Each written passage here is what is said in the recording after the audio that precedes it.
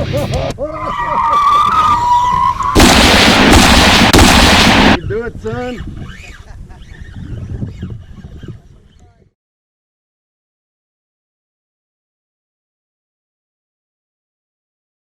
The reason why for me fish finders and GPS are so critical for offshore is that if you look at the shoreline there, you know, where the F is my car, okay? That's the problem. There's a couple of cars over here, there's 3 or 4 over here, there's 2 over there, but I didn't start a track because I don't have my GPS to tell me where I'm going. So that being said, I'm taking a guess that these are our vehicles. I'm pretty sure it is. As I get closer, I'll be able to know, and I'll make any corrections to my God, look at that turtle, holy crap. I'll make corrections to where I'm going to go before I get into the breaker. So just some word of advice, stay tuned. Hey guys, so today we're going to be installing a Lowrance Hook 2 5 along with the knockout battery to this 2019 Hobie Outback. You can see here. So the first thing I'm going to start off with is the actual wiring of the power source. So as you guys can see here, this is the power source to the actual Lowrance unit. First thing we needed to do was install the inline fuse. Being that the salt water is so harsh here, this is some harsh conditions. What I'm actually doing is soldering the leads.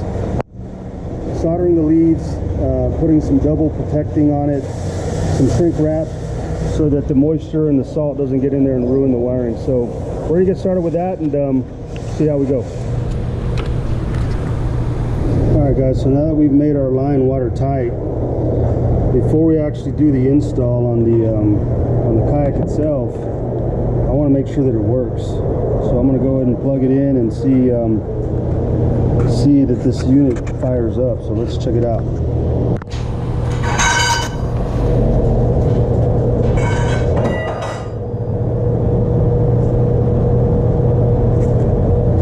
Okay, so it's plugged in. Let's see this thing has enough juice.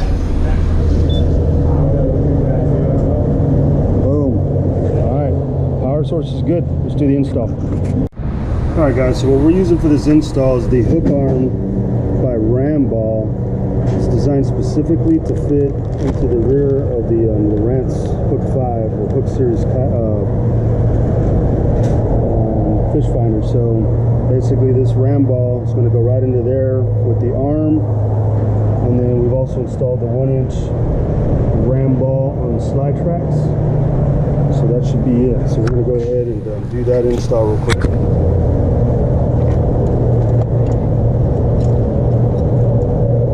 You want to tighten it down first. You want to put it in there and then tighten it down to where you want it. Alright, so we're going to go right here.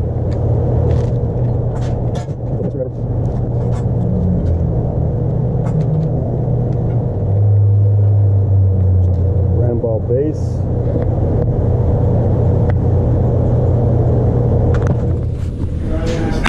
Here, 1.5 inch, which a lot of people use, but for this size and the weight of this particular Hook 5.2, this 1 inch is plenty big to hold the weight of that this smaller sized fish finder, which I think it's a great fish finder, by the way.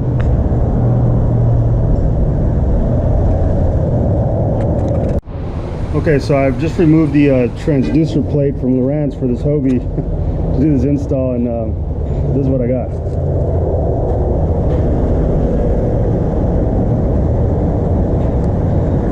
Yeah, it's like an inch of sand shoved into this stuff. So just remember, if you go out there and you have a fish finder installed and you go offshore BTB, make sure you clean that plate out. I'm gonna go clean this plate out.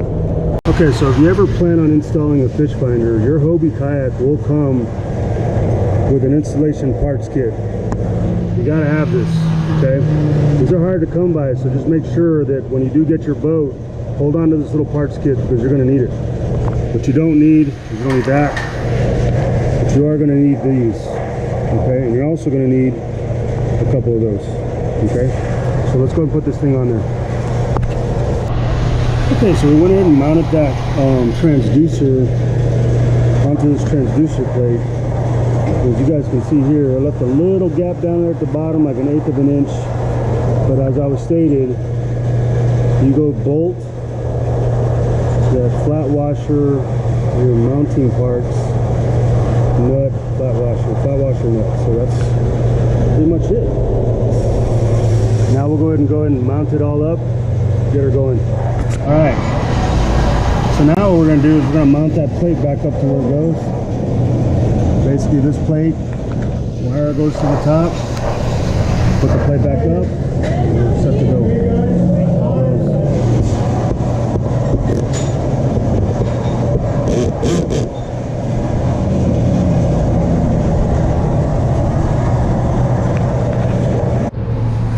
Okay, so right here we ran the transducer wire through the transducer plate.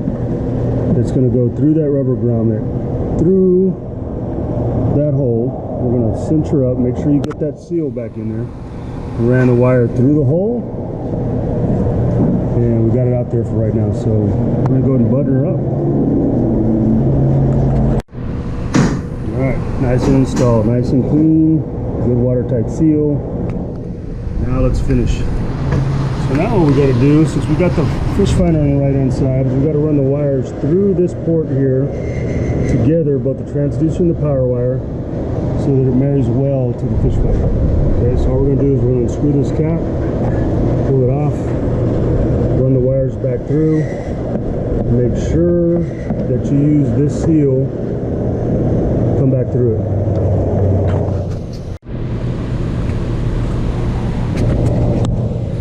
All right, guys, our install is done, complete. We pretty much got it all done. It's a pretty simple process. You know, we've done tons of these, but I really like doing them just because of the ease of install that Hobie makes it. So we're gonna start off with the Lowrance Hook 5 squared. It's got down vision, it's got all the good stuff that you need to be successful when you're out on the water. Just a real quick rundown of the install. Starts off in the back with the ram ball. We use the 1 inch because, let's face it, it's not that big of a fish finder. Something big is not really necessary for this size of the actual fish finder. So really good, sturdy equipment there, and set to go with that. We came down. You want to make sure that when you do install this stuff, that you do put a coat of dielectric grease in there. If not, you have the risk of corrosion and that kind of thing, especially in the harsh salt water that we have here in Corpus Christi and Laguna Madre. Okay, come right straight down. I like to use the little small zip ties along the wire just to keep it clean. Right into the through-hole plug. Same thing with the transducers we already described, to the through-hole plug. Right into, we try to make it as seamless as possible. Bundled up our wiring through there. Kind of came through with the power right into the front hatch. This is the great thing about Aqua. It has this Velcro tab, so you can pretty much put it right onto the cell port mast here with that Velcro tab. I like to keep the fuse up high just to keep it out of the water to prevent corrosions as well. The least amount of wires touching the water, the better. Okay, and you will get water in your hole. It just happens. It's part of the deal. Okay. That being said, that's the install. Super stoked about it. We're super excited about doing it, and I think he's really gonna like it. All right, guys, tight lines.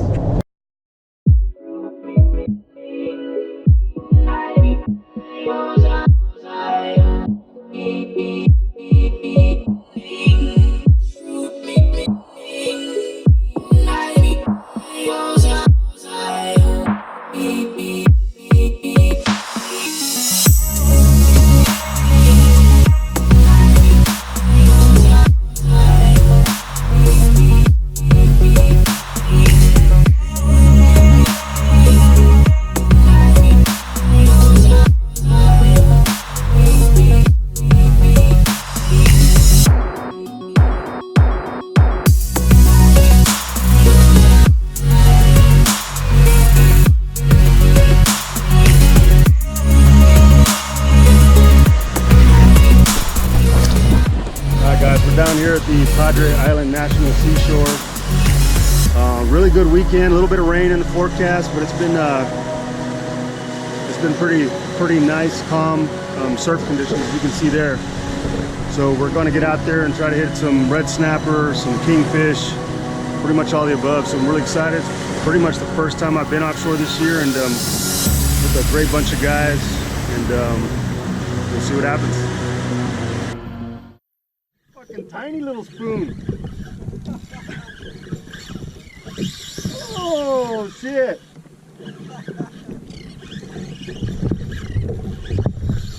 Oh my.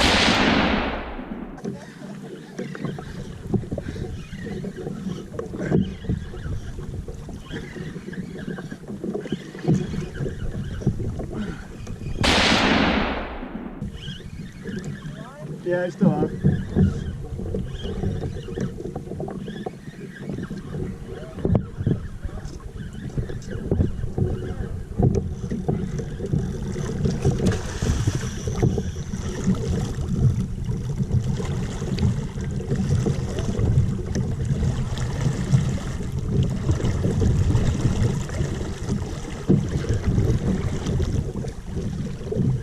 Oh.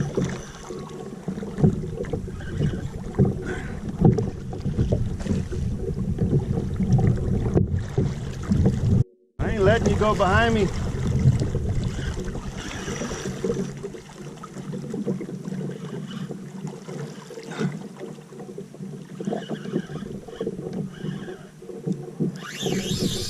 Ah!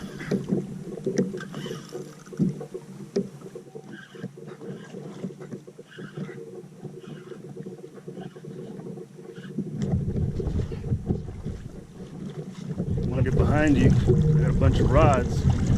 So I'm turning this kayak around. I think you have to jump on him, but he's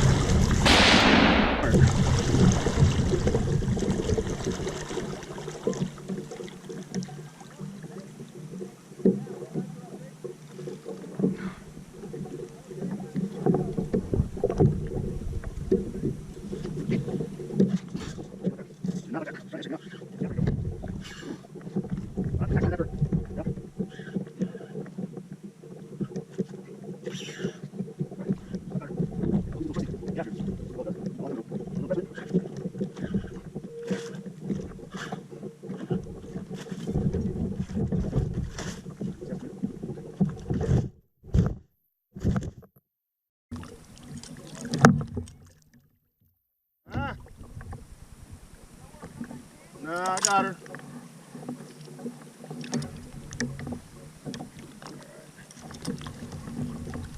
Good size one. Good, damn.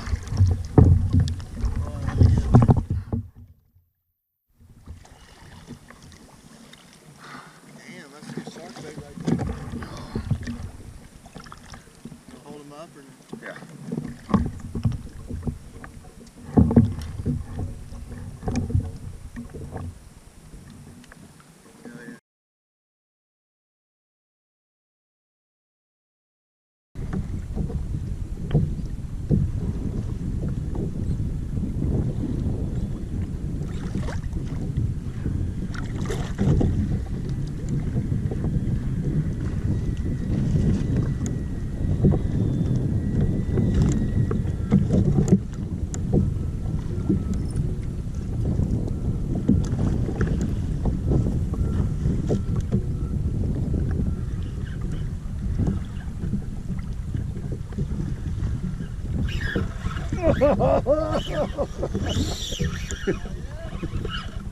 How you doing, son?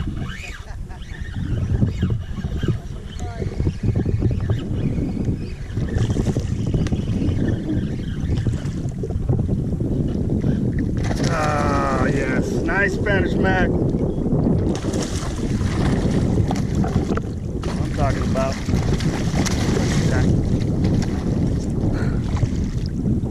Alright, so we got the Spanish Mac, we got the red snapper, we got the kingfish. All we need is a cobia. It's a good one, dude.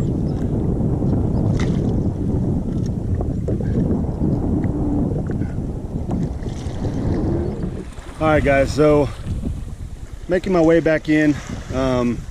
Today was kind of spur of the moment, coming out with a bunch of friends to fish offshore, but ended up with a couple of red snapper, kingfish, couple Spanish mackerel.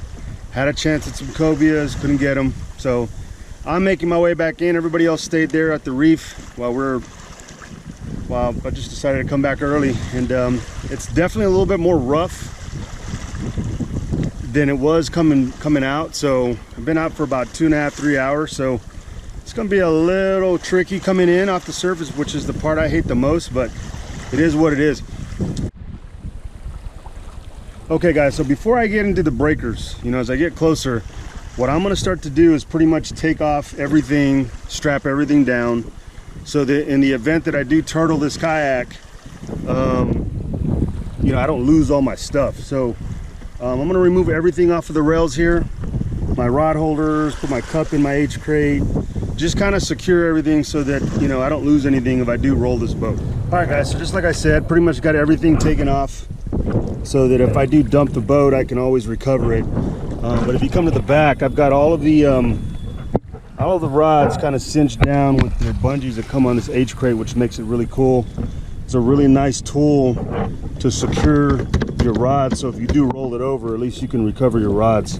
In the H crate, I've got all my stuff cinched down, and to secure the H crate, I'm just going to put the H crate lid, zipper it up.